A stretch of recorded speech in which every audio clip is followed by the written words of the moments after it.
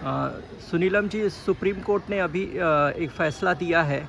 उसमें उन्होंने कहा है कि चुनाव आयोग की नियुक्ति वो विरोधी पक्ष का नेता, प्रधानमंत्री और चीफ जस्टिस ऑफ इंडिया, इन तीनों की कमेटी मिलकर चुनाव आयुक्त जो है उनकी नियुक्ति करेंगे। तो ये फ़ैसला आपको कैसा लगा और इसका क्या इम्पैक्ट हमारे लोकतंत्र पर पड़ेगा?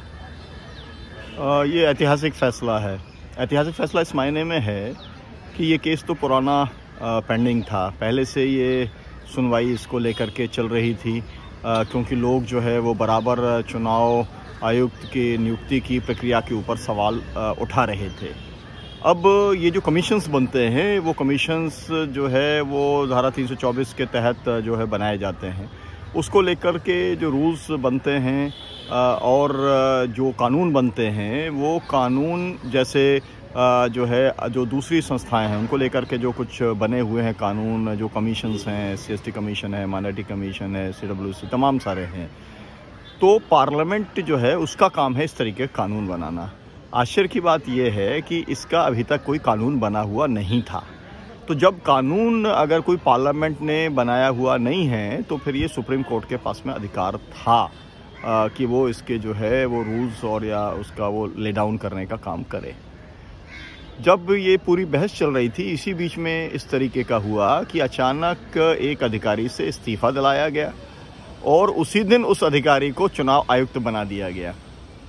ये जब सुनवाई चल रही थी, ये जब चीफ जस्टिस की जानकारी में आया तो ये अपने आप में आश्चर्य की बात है कि क्यों एक IAS अधिकारी ने अपना रेजिग्नेशन दिया, कैसे उसका रेजिग्नेशन जो है ऑफिस में एक्सेप्ट हो गया, कैसे उसी दिन उसकी नियुक्ति हो गई। तो जो एक प्रोसीजरल लैप्स तो था ही, और इससे ये भी पता चलता था कि जिसने जो रेजिग्नेशन दिया था वो रेजिग्नेशन के बाद में उसकी नियुक्ति पहले से तय थी। तो कुल मिलाकर के चुनाव आयोग को मैनेज करने का जो मोदी सरकार का जो एक प्रयास था उसका पर्दाफाश हो गया। ये एक संयोग की बात है, टाइमिंग की बात है, लेकिन ये इशू पहले से पेंडिंग था और इसलिए उन्होंने बहुत स्पष्ट तौर पर ये 5 मेंबर की जो बेंच थी उसने ये निर्णय दे दिया और उसने तय कर दिया कि भाई अब इसके अंदर कौन कौन रहेगा। इसमें प्राइम मिनिस्टर भी रहेगा, लीडर ऑफ अपोजिशन भी रहेगा और चीफ जस्टिस रहेगा। अब इसके अंदर बहुत इंपॉर्टेंट बात यह है कि कभी भी जो रूलिंग पार्टी है और अपोजिशन पार्टी का जो है कभी भी तालमेल नहीं बैठेगा। तो इसका मतलब क्या है? इसका मतलब ये है कि जो चीफ जस्टिस होगा उसका जो कैंडिडेट होगा वो जिसके ऊपर मोहर लगाएंगे वही जो है अब जो है वो चुनाव आयुक्त बनेगा। तो अपने आप में ये बहुत अच्छा भी है, ये मान करके कि जुडिशरी जो है वो एक इंडिपेंडेंट फैसला लेगी, वो अनुभव के आधार पर, उसका जो क्रेडेंशियल्स हैं उसके आधार पर पूरे देश का चुनाव प्रक्रिया में विश्वास रहे, जो कि लोकतंत्र के लिए सबसे ज़्यादा महत्वपूर्ण है, उसका ख्याल रखेगी।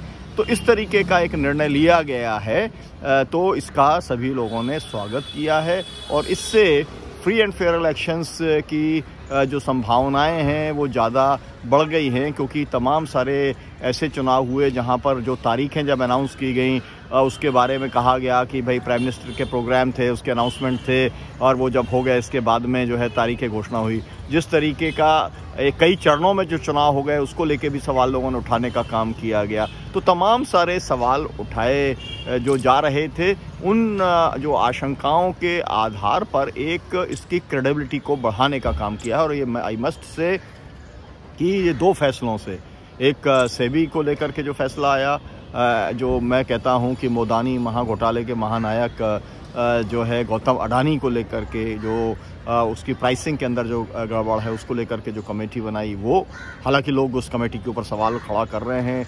कमेटी के अंदर जो मेंबर्स बनाए गए हैं उसको लेकर के लोग सवाल उठा रहे हैं, उनको लगता है कि वो भी मैनेज हो सकता है, लेकिन मैं उसमें डिटेल में नहीं जाना चाहता। लेकिन जो चुनाव आयोग के संबंध में फैसले को पूरे देश ने स्वागत किया है।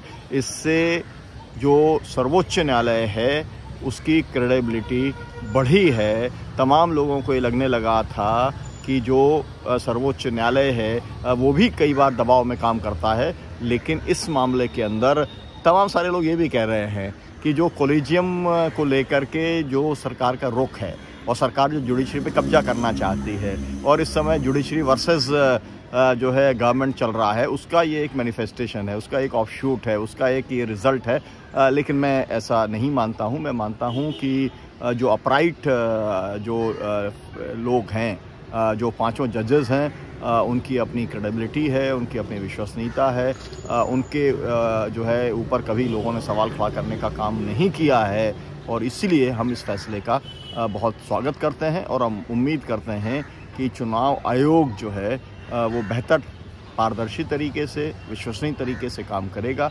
जिससे भारत का लोकतंत्र मजबूत होगा। तमाम सारे चुनाव सुधार की ज़रूरत है, जिसके अंदर चुनाव आयोग को दखल देने की ज़रूरत है, हस्तक्षेप करने की ज़रूरत है, निर्णय लेने की ज़रूरत है। लेकिन ये बात की बात है, फ़िलहाल इस फैसले के बारे में इतना ही कहना चाहता हूँ मैं। एक सवाल इसके कि अभी आपने बोला कि ये जो फैसला है उसका स्वागत करना चाहिए और ऐसा कोई कानून नहीं था, तो इतने सालों से, जो 75 साल से जो भी देश में चल रहा था, कई चुनाव आयुक्त आए और उन्होंने काम किया, तो आपको लगता है कि वो जो थी वो पूरी व्यवस्था ही गलत थी और अभी ये ठीक किया गया, या क्या लगता है? तब मतलब जो था देखिए, इसके अंदर एक बात एकदम साफ है, सारे पहले जो थे वो सरकार के पिट्टू थे, या क्या? नहीं, देखिए, एक बात तो ये है कि सरकार नॉमिनेट कर रही है, तो पिट्ठू हो ना हो, लेकिन वो सरकार के प्रतिनिधि के तौर पे थे। और जो भारत के प्रधानमंत्री, भारत के कानून मंत्री यही चाहते हैं कि सुप्रीम कोर्ट के जजेस की नियुक्ति, हाई कोर्ट के जजेस की नियुक्ति भी सरकार के द्वारा की जाए। तो वो तो एक तरीके से लोकतंत्र का गला घोटने का ये पूरी तरीके से प्रयास था। लेकिन ये जो इसने जो कुछ किया है, इसमें एक तरीके का जो एक लैकुना था, उस लैकुने का उन्होंने एक उपयोग किया है।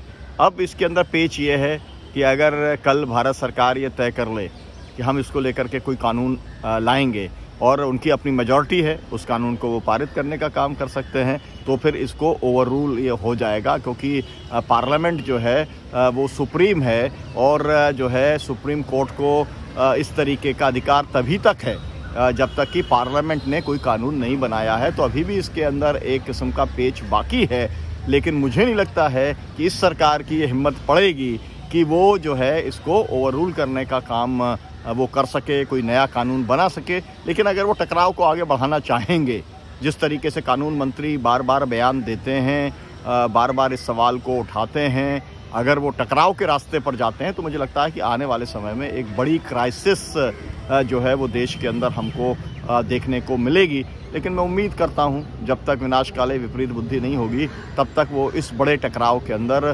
केंद्र सरकार, मोदी की सरकार जुडिशरी के साथ में नहीं जाएगी, क्योंकि तमाम सारे ऐसे फैसले हैं।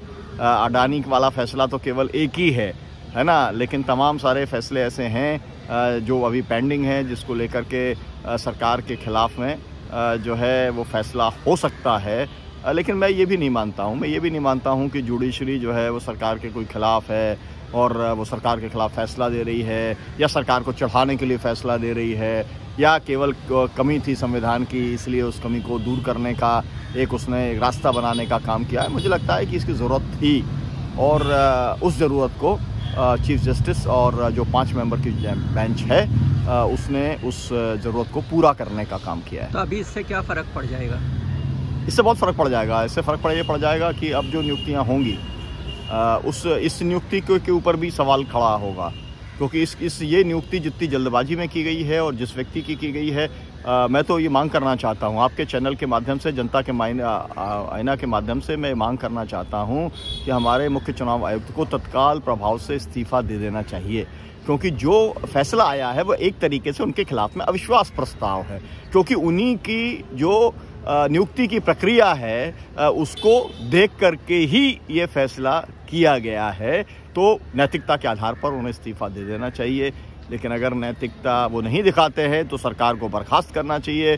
सरकार अगर बर्खास्त नहीं करती है तो अपोजिशन को जो भी अविश्वास प्रस्ताव लाने का जो एक इसमें गुंजाइश होती है उस रास्ते को भी अपनाने का काम करना चाहिए। आपको मालूम है कि कुछ जजेस के खिलाफ में अविश्वास प्रस्ताव आया है, पहले भी आया है, तो उस तरीके की भी एक हम आने वाले समय में एक प्रयास उस दिशा के अंदर भी देख सकते हैं। ठीक है, बहुत बहुत शुक्रिया, धन्यवाद आपका।